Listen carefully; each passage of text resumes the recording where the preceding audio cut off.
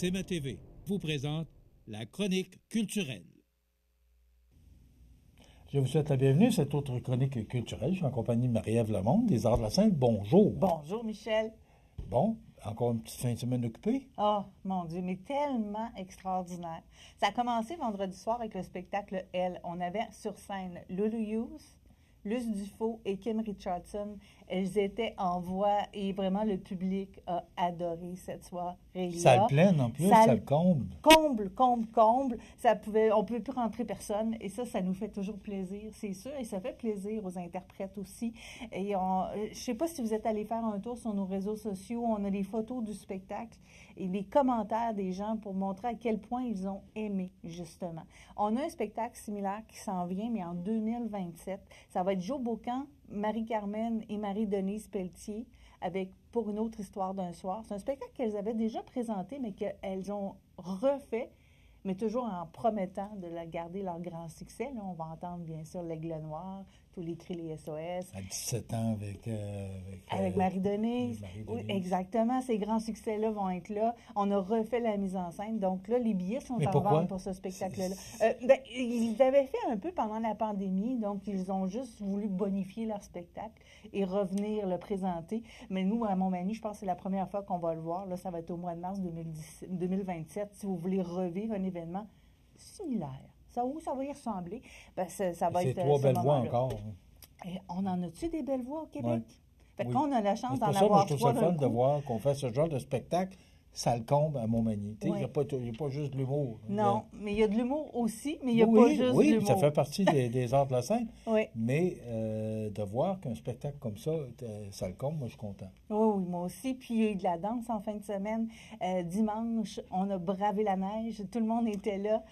C'est drôle à dire, là, mais c'est la réalité. Hein? Oui, elle est un peu tôt, là, me semble, cette année, mais regarde. Parce que je te dirais qu'aux alentours de 4 heures, là, ça tombait quand même.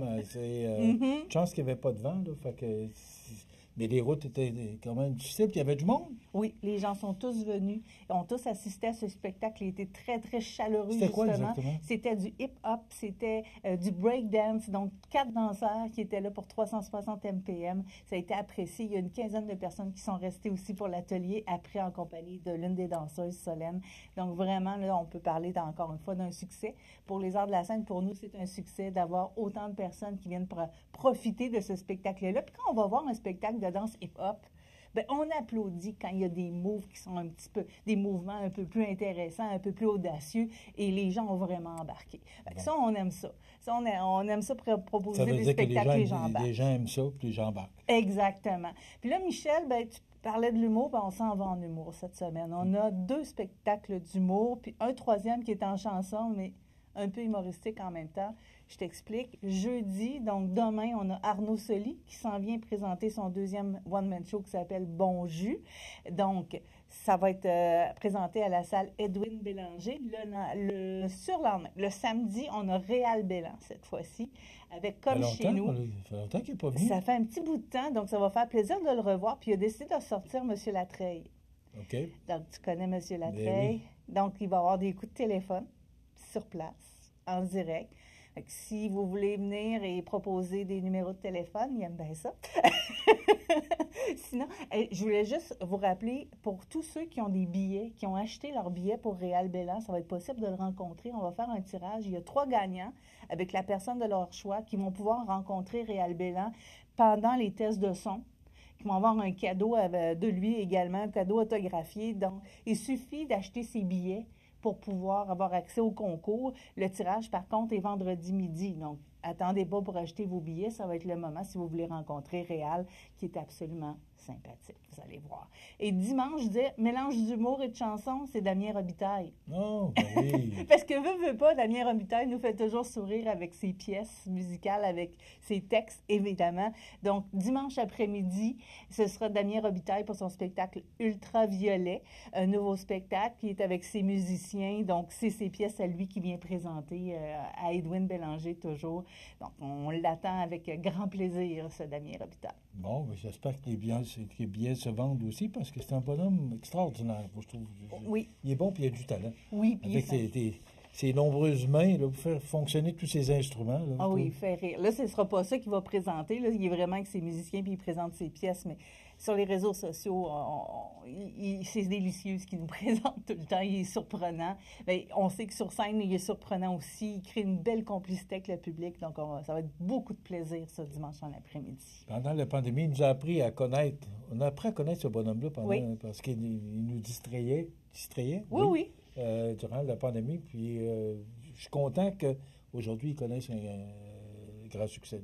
Beau succès, un homme de talent. Effectivement. Si on regarde un peu plus loin, jeudi 27 novembre, jeudi de la semaine prochaine, on a cette fois-ci Stéphane Fallu qui vient présenter Assumé en rodage au cabaret Cogeco.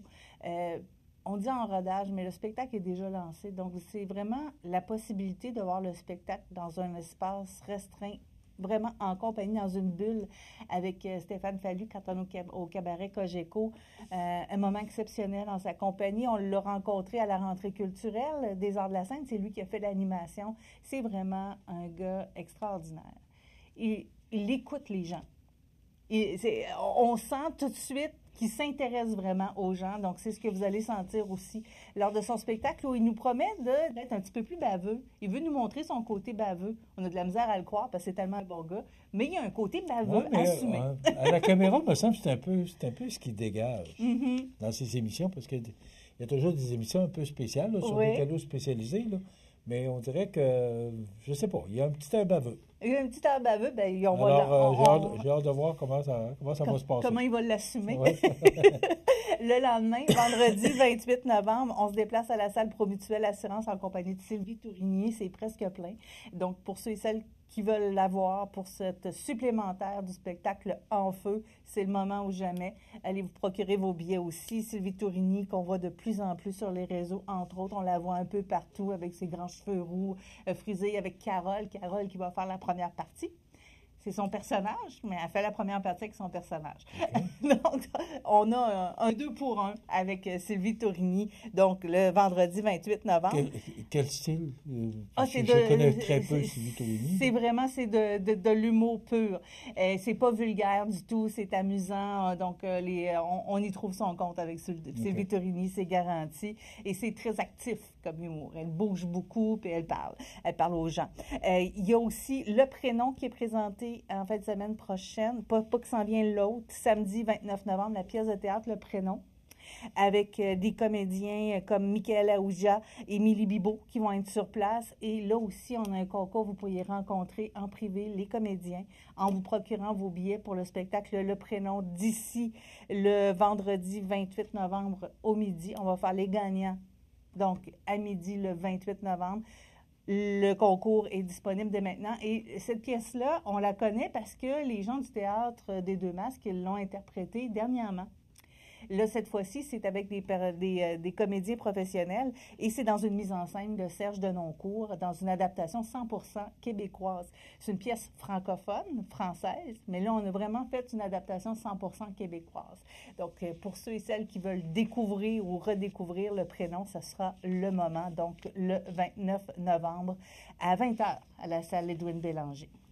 Rapidement, Michel, on a des mises en vente cette semaine. On vous a annoncé la semaine dernière qu'il était possible de se procurer les billets pour Paul Piché, seul sur scène. Le spectacle sera le 29 mai 2026. Fait que c'est un spectacle qui est dans la programmation actuelle qu'on a ajouté. Donc, à 20h à la salle Edwin Bélanger, il est seul avec sa guitare. Il revisite ses grands succès.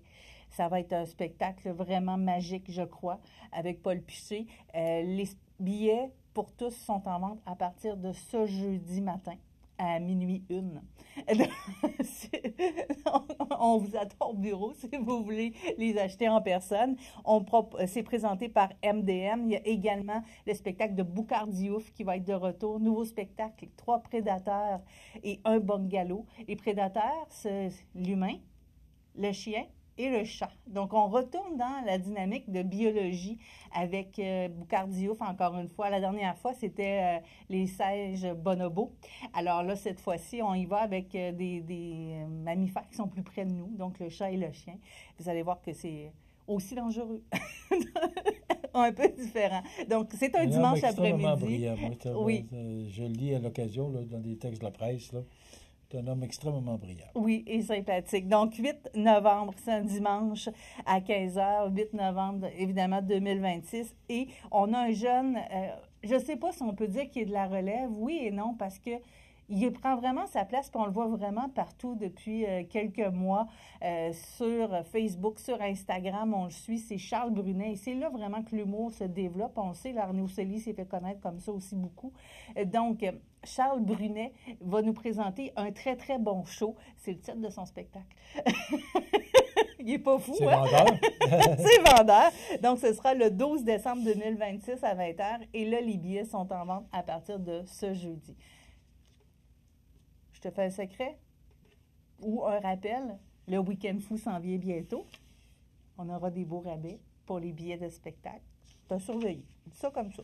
Quand ça? Le Week-end fou, vendredi 28 oui, ben novembre, jusqu'au 1er décembre, lundi. Donc, ça sera à surveiller. Je ne peux pas t'en dire plus pour le moment, à part qu'on a des rabais entre de 10 à 50 %.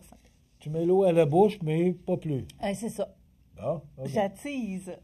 Alors, la semaine prochaine, mercredi prochain, soyez là pour la chronique. Oui, il n'est pas possible que je vous en dise un petit peu plus. Écoute, des fois, on est déjà rendu au vendredi fou. Déjà rendu à la fin du mois de novembre. Oui, bien, j'attends les décorations de Noël, c'est ça. Michel. On est le 19, là, mais le mois de novembre, ça va bien. Oh hein? oui, ça s'en va vite.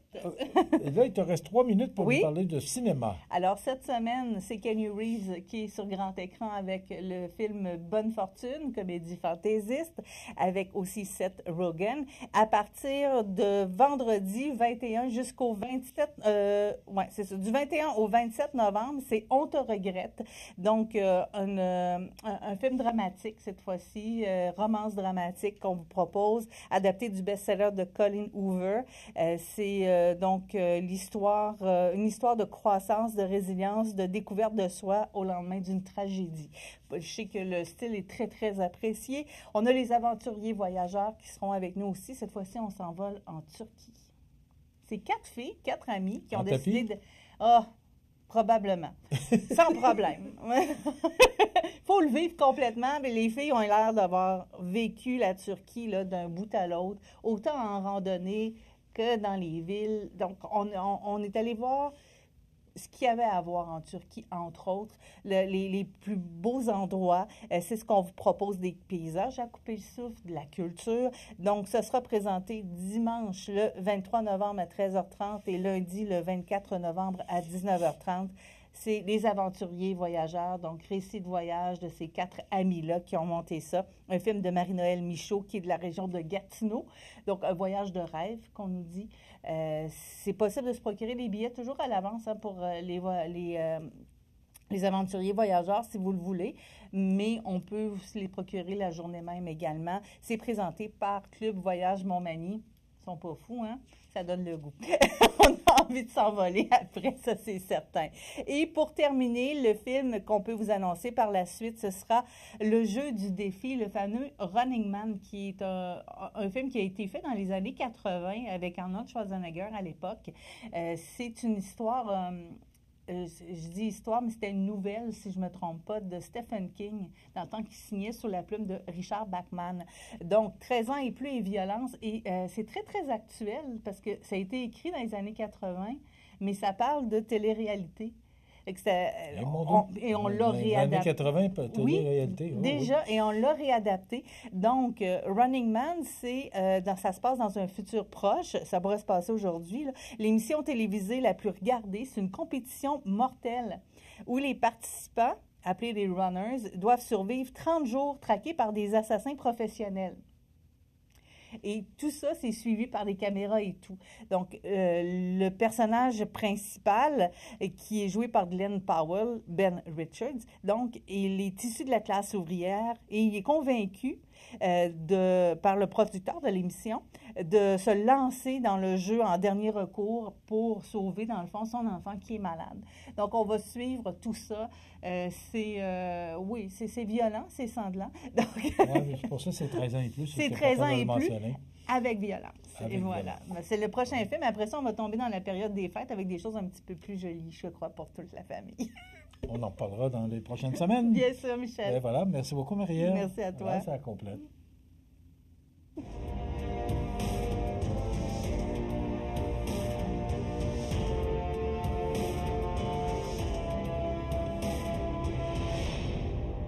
CMA TV vous présente la chronique culturelle.